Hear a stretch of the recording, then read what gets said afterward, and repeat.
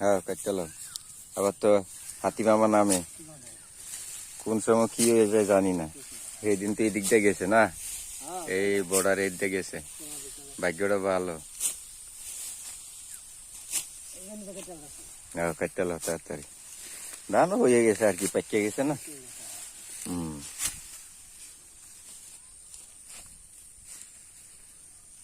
ধান ভালো হয়েছে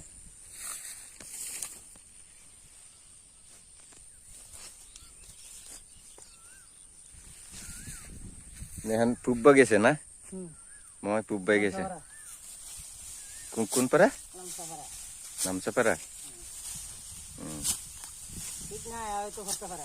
আয় করতে পারে ঠিক নাই তো কাটতে পাকনা দাম থইতে নাই কাটতে